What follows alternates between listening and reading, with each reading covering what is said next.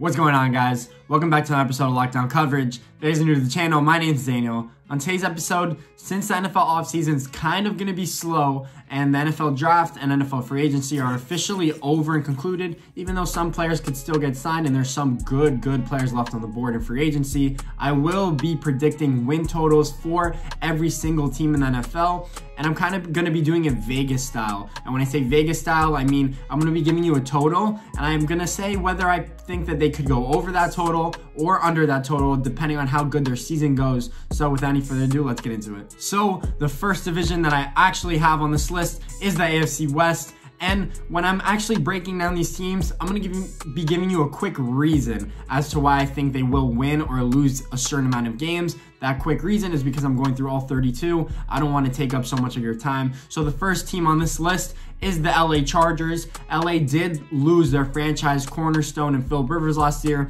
They do have a win now team, so therefore I am giving them 6 games. I think they personally win 6 games this year. Tyrod Taylor is not an improvement, and I think he's past his prime. And Justin Herbert is a rookie. He has good potential, good future ability, but not win now type of player. He has to sit for a year, honestly, to do anything in the NFL, in my opinion. That's what I have for the LA Chargers. For the Kansas City Chiefs, I have them winning 12 games. Patrick Mahomes, reigning Super Bowl MVP, will continue his reign in the NFL as being the best player. I think the Chiefs undoubtedly win 12 games as long as Patrick Mahomes stay healthy. 12 or more, honestly. The Broncos, depending on what Drew Lock does this season, I actually have the Denver Broncos winning 7 games. I think it should be more than 7 games, but 7 games is more or less the over-under. They could have a bad year. He could not progress as everyone anticipated, even though they did get stud wide receivers in Jerry Jeudy and KJ Hamler. They also got Melvin Gordon to pair with Phillip Lindsay, and they also have excellent tight end in Noah Fant.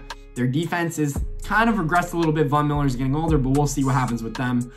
And then the last team in the division is the Raiders. I think the Raiders are limited because of Derek Carr. Depending on how Derek Carr plays, that is how the Raiders will play. If you put Aaron Rodgers on the Raiders, they would win 14 games this year. I think they're that good as a whole, but because they don't have a stud or stout quarterback, I think they will struggle a little bit. I have the Raiders winning 7 games. I wouldn't be surprised if they go under that mark. Even though they did win 8 last year, they have a tough schedule this year, and their division is just as tough to play in, especially on the road in Denver and on the road in Kansas City, 2 places where it's almost impossible to win. And that is what I have for the AFC West. I'm going to be jumping to the NFC West. The NFC West, I'm going to start off with the LA Rams. The LA Rams have not played to standard because they have Sean McVay, because they have a decent quarterback in Jared Goff, even though I do think he's overpaid, because they have Aaron Donald and Jalen Ramsey, 2 of the top 5 defensive players I've mentioned in past videos. I have them winning 8 games, which is being generous. They're probably playing in the toughest division in the whole NFL, without a doubt, actually, the toughest division in my opinion. So I have the Rams winning 8 games this year. Maybe if the NFC is weak, they might be able to slip into the playoffs, but we'll see. The Seattle Seahawks, because they have Russell Wilson, I actually read this crazy stat that Russell Wilson has 0 MVP votes throughout his whole career. So throughout his whole career, he doesn't have any MVP votes. I think he deserves some of that. I think he is the MVP of Seattle for the past 4 or 5 years. After the Legion of Boom and their top defense got split up, they haven't been the same type of team. Russell Wilson has been carrying them. I actually have the Seahawks winning 10 games this year because of how good Russell Wilson is. Their team around him is aight, but if it wasn't for Russell Wilson, they would be in the gutter. And then I have the 49ers winning 11 games this year because they have such a stout defense, and they brought it back for 1 more year, and they got younger, and they got key defensive players. And they also have Jimmy Garoppolo, and they have Deebo Samuel, and they have a good offensive line, great offensive line actually. And they also got that kid from Arizona State, Brandon Ayuk, who's going to be a great player as well. But I have 49ers winning 11 games. I think they'll be top in that division. And then the Arizona Cardinals should make a big improvement right now because they're in the toughest division. I have them winning 7 games. So Arizona fans, don't be mad with me. But if Kyler Murray can play much better in second year, which I anticipate him to do so because he has DeAndre Hopkins and such a great offense around him, I think they will go over that 7-game mark. I wouldn't be surprised if they stump people and win 9 to 10 games. But we'll see. Tough division, which is why I have them being so low on this list. Now I'm going to jump to the AFC South, and in the AFC South, I have the Jacksonville Jaguars only winning 4 games in my opinion this year. I would honestly make it under. I would say 3-4. They're officially tanking for Trevor Lawrence. Enough said there. The Titans, I think the Titans are the best team in this division as a whole. Derrick Henry brought back, re-signed Ryan Tannehill. Solid defense. I'm not going to say stud defense, but I have them winning 9 games, top of the division or close to the top. I think this division is a 3-way race with the Texans as well. I have the Texans actually not playing as well. I have them winning only 8 games this year because they lost DeAndre Hopkins, because they have so many holes on defense in my opinion. I don't think they could compete and hold up with top echelon offenses. So we'll see about that. And then the Colts, I have winning 9 games. I think Philip Rivers actually does have a bounce back year. Maybe his last good year in the NFL because he's so old. But the Colts are set up. They're in prime position to make a playoff run right now. I don't know if Philip Rivers can carry them past maybe the second round of the playoffs if they have a great year, but we'll see what happens there. I have them 9 to 10 wins for the Colts, so makes sense there. Then I have the NFC South. In the NFC South, I have the Atlanta Falcons. I have them winning 7 games. They haven't played to standard. Matt Ryan hasn't played to his full capacity. I guess if he doesn't have his full complement of players around him, he can't show what he was like when he went to the Super Bowl. He still has Julio Jones and Calvin Ridley.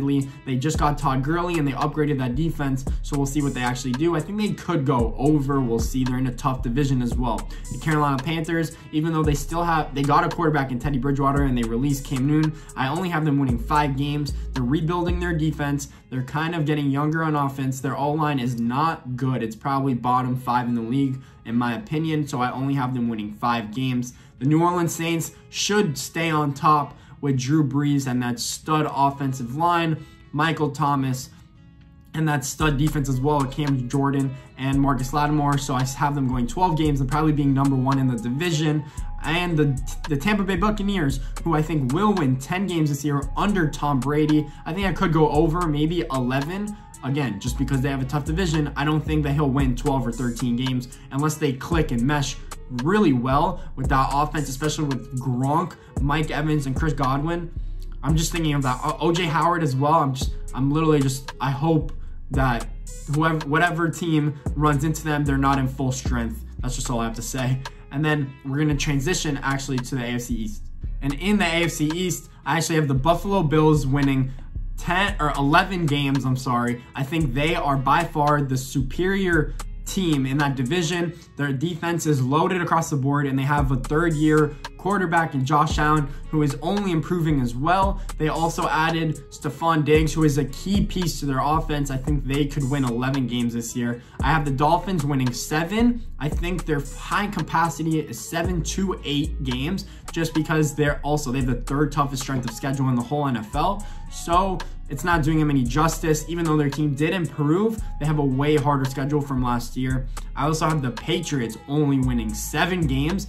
If Jarrett Stidham does play all 16 games, 2nd-year quarterback who didn't play much in his rookie year, threw a pick 6 from all I remember from his first throw and got benched from 1 play. That's all I remember. I don't think they can win more than 7 games, no matter how much of a mastermind Bill Belichick is as a coach. He's not on the field, so 2 different stories there. And then I actually have the Jets winning 6 games. I think it could go way over. I have the Jets as a low mark winning 6 games just because I don't know what Sam Darnold is going to do, especially with what the Jets have actually surrounded him with in terms of key pieces. So we'll see if Sam Darnold has that big jump that everyone predicts that he could have. I honestly think it could happen. We'll see. But right now I have them going 6 games and potentially winning more, maybe in the 7, 8, 9 area. So we'll see about that. And then NFC East, I have the Cowboys winning 10 games. I actually think Cowboys are probably one of the best complete rosters in the NFL. Surprised that they didn't play well last year. And they actually didn't even make the playoffs, which I can't even believe that. Dak Prescott will have a better year. He's on his franchise tag year if they don't get him re-signed to a long-term extension, so we'll see about that. The Giants, I have them winning 6 games. They have 2nd-year player Daniel Jones, still a little bit of a struggling offensive line, and a weak defense. So 6 games in a tough division as well. The Eagles, I have them winning 9 games. I think Carson Wentz needs to stay healthy for them to win 9 or 10 games. If he doesn't, I think they could slip. I don't think Jalen Hurts would be ready, even though he's a good option maybe in his second year if Carson Wentz isn't your future quarterback. So we'll see what the Eagles actually do. And then the Washington Redskins, I have them only winning 5 games. But it's only up for Washington. They got the best defensive player in the draft in Chase Young, and they have a young quarterback in Dwayne Haskins. I don't know if Kyle Allen will start, the quarterback from Carolina that they actually traded for, that played with Ron Rivera in Carolina, so we'll see what happens there. And then for the AFC and NFC North, I will be covering the AFC North first. The Baltimore Ravens, I think, are probably the second best team in football right now. They are stout across the board. They have Lamar Jackson, reigning MVP at only, 22 years old, which is crazy. I have them winning 11 games. They're probably pushing more 12 or 13 games, but for now, I have them winning 11 because, again, they're not in such an easy division now with the Browns and the Steelers, especially. I don't know if Joe Burrow can make any noise right now, but I have them winning 11. The Bengals, I said, I don't know if Joe Burrow could make any noise. I have them only winning 5 games because they need to support Joe Burrow with the complementary receivers. I still think that they're lacking offensive line help for him. They didn't get much in the draft or free agency. They improved their defense, so that's why I only have them going 5 or winning 5 games. The Browns, I think, could win 8. I think the Browns could go over that depending on how Baker Mayfield plays. Again, most of these predictions are based off how the quarterback plays. If it's either a big jump or if it's not a big fall off. So Baker Mayfield needs to improve for the Browns to actually win more than 8 games. Even though they have a stud roster all across the board, they seem poised to make a playoff push, but we will see. And then the Steelers, Ben Roethlisberger disappeared off the face of the earth. I don't know what people think of him anymore, if he's still going to be really good in the NFL or if his career is basically over. So because he barely played last year, we'll see what he actually does this year. So I have the Steelers winning 8 games total because Mike Tomlin is such a good coach and because they won 8 games with a 3rd-string quarterback last year. And then the NFC North, I have the Vikings, probably the second toughest division, honestly, in the NFL is the NFC North. I have the Vikings winning 10 games. Kirk Cousins and that Minnesota Vikings roster, stout, complete, I don't know what other words you want me to use. They have a good roster. They're probably tops in their division. If Aaron Rodgers wasn't in this division, it would be all of theirs. But since the Packers and Aaron Rodgers are in their division, I have them also winning 10 games as well. Maybe 11. I think maybe 10, 11 for the Vikings and Packers both. Aaron Rodgers is still Aaron Rodgers. I don't have much else to say. Even though they didn't bring him enough help, I think he wants to show that he's still a top-flight quarterback. He'll do everything in his capacity, basically, to let them win as many games as possible and show that he's still amazing. Why the hell did you draft a quarterback who's going to have to sit behind me for another 3 or 4 years, potentially? And then I have the Lions. I don't know if Matthew Stafford can stay healthy. I know that Matt Patricia, their head coach, is on the hot seat, so we'll see if they can play good. I personally don't think they do. I think they win 7 games, and they're an average team, 7 to 8 wins at most.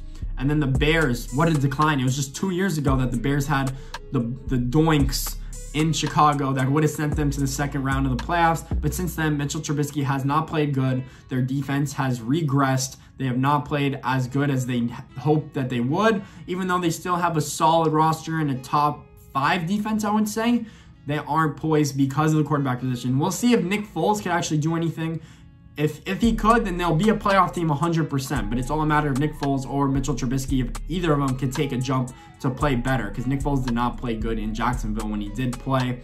So again, this is an all-32 team predicting wins and losses. So we'll actually see what happens as the year gets closer. I'll probably do this video one more time right before the season starts. So if you guys like this video, please make sure to leave a thumbs up and subscribe. I'd really appreciate it, guys. Been working hard at this. More videos to come. Thanks for watching.